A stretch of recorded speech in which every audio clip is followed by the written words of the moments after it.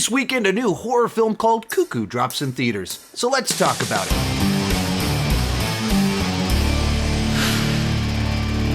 Hi, my name is Sean, and I love to talk about movies and TV way too much. With that in mind, go ahead and join me down below in the comment section. Share your excitement level or your thoughts on Cuckoo.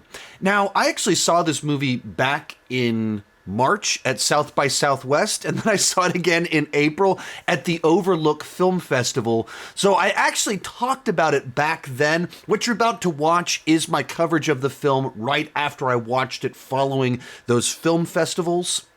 Enjoy. This is one I was actually able to watch at both South by Southwest at its world premiere, and then watched it a second time at the Overlook Film Festival. It's about a girl who moves in with her father in Europe at kind of this isolated resort where her dad's helping expand things. And she has a stepmother and stepsister there, or half-sister there.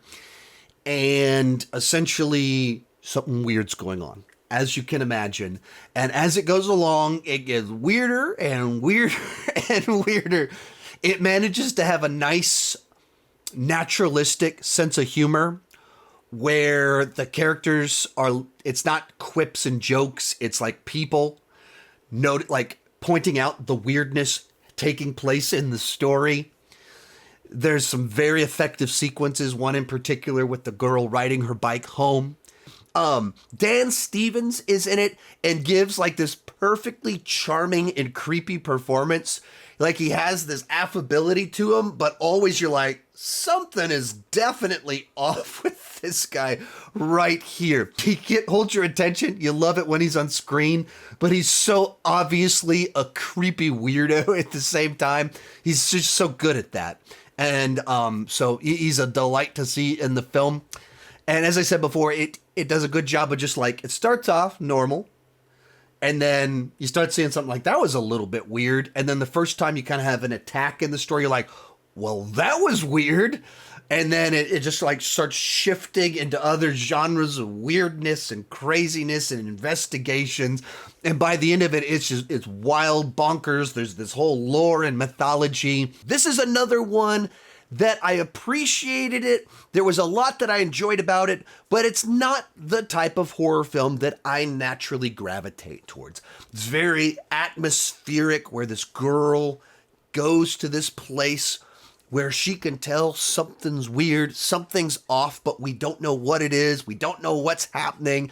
And things keep getting weirder and crazier as the movie goes along until we finally figure out what's happening and we get this bonkers third act where everything comes to a head.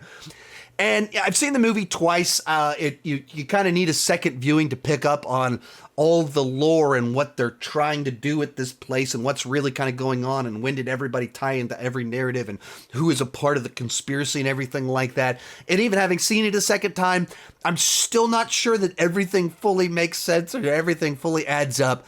But it is appropriately creepy. It's a nice mix of scary place, investigation, insanity, action, superpowers, conspiracy, all at the same time. And if you like stories about a person at this weird place and then things go crazy, you'll probably enjoy this film, and it's got its own nice little spin on all of that.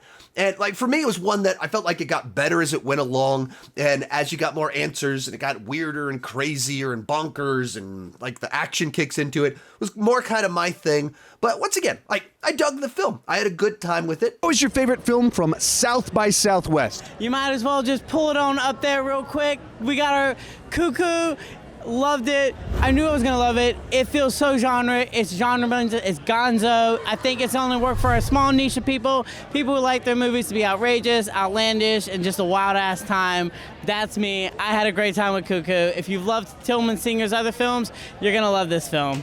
Cuckoo, which was the opening film, surprised the shit out of me. That one's still kind of in my head. So both Dan Stevens. Both Dan Stevens. He's having a good year. He's on a roll. Well, Godzilla vs. Kong wasn't quite me, but you know, he's brought me back to the Dan Stevens train this weekend. So, but I'm gonna have to say Cuckoo if I'm going with one.